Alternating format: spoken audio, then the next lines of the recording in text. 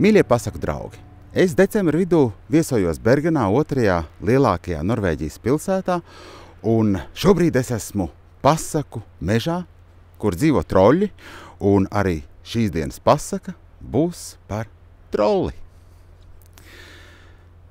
Reiz dzīvoja zemnieks, kuram bija 3 dēli. Dzīvoja viņš gaužām trūcīgi, bija vecs un panīcis, bet dēli negribēja ķerties pie darba. Pie mājas piederēja liels un varants mežs, un tēvs vēlējās, lai dēli cirstu kokus, kurus varētu pārdot un nolīdzināt parādus.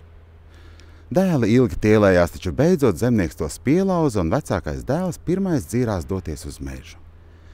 Kad viņš bija nonācis mežā un grasījās cirst skaistu zarainu egli, pie viņa piestāja milzīgs trollis un teica: "Ja tu cirtīsi manā mežā, es tevi nogalēšu."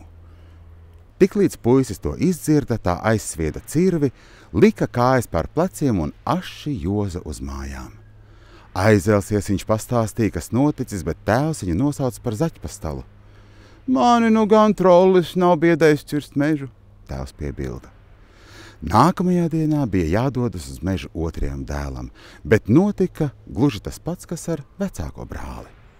Tiklīdz viņš bija sācis cirst, tā pie viņa pienāca trollis un teica: "Ja tu cirtīsi manā mežā, es tevi nogalēšu."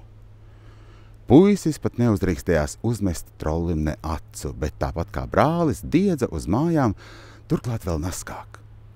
Kad viņš bija pārnācis mājās, tēvs saskaitās un teica, ka viņu jaunās dienās trollis gan nesot izbiedējis.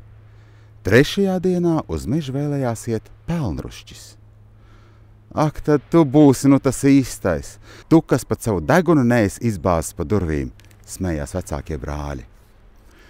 Pelnrušķis viņiem neatbildēja, tikai palūdza, lai iedodot kārtīgu maizes kukuli. Mātei trūka aizdara, ko dot līdz dēlam, tāpēc viņa uzkāra uz pavārda katliņu, lai sasietu mazliet siera. Tad nu puisis dabūja sieru un devās ceļā. Tiklīdz viņš bija sācis cirst, tā pie viņa pienāca trollis un teica: "Ja tu cirtīsi manā mežā, es tevi nogalēšu." Bet puisis nebija nekāds stūļa. Viņš paņēma līzdoto sieru un saspieda to tā, ka izšļāca sula.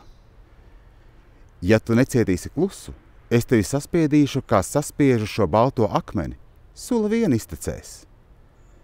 "Vai saudzēji mani, tad es tev palīdzēšu cirst kokus," trollis nobijies lūdzās. Jā, ar tādiem noteikumiem puisis bija ar mieru viņu saudzēt, un trollis strādāja krietni, tā ka viņi todien sacirta vairākas asis malkas. Kad riesās krēsla, trollis ieteicās: "Nāc man līdzi uz manām mājām, tās ir tuvāk nekā tavējās." Puisis gāja arī. Mājā trollis iekurināja pavārdu, bet puisis gāja uz aku pēc ūdens. Pie akas bija tikai 2 dzelzs spaiņi, bet tik lieli un smagi, ka viņš tos pakustināt nevarēja. Tad puisis sauca: "Nav nekādas jēgas stiept šādus piņģerotus, labāk aiznesīšu visu aku." Nē, bez akas es nevaru iztikt. Tad jau iekurini tu pavārdu un es atnesīšu ūdeni." Atnesis ūdeni, trollis izvārīja varenu katlu ar biezputru. "Paklau, vai nesacentīsimies ēšanā?" puisis prasīja. "Labi, lai notiek," trollis atbildēja, jo bija pārliecināts, ka visādā ziņā puisi pievārēs. Tad abi apsēdās pie galda, taču puisis pamanījās paķert savu ādas kuli un piesiet sev priekšā. Ēdot viņš vairāk lika kulē nekā vēderā. Kad kule bija pilna, puisis paņēma nazi un izgrieza no tās vienu ādas sloksni. Trollis skatījās, bet neteica ne vārda. Notiesājis krietnu devu, trollis nolika karoti. "Nē, vairāk es nevaru," viņš stenēja. "Ēd vien ēd. Es vēl nejūtos ne pa pusē paēdis. Dari tāpat kā es, izgriez vēdrā caurumu, tad varēsi ēst cik tik tīk." "Bet tas taču briesmīgi sāp," trollis bēdājās.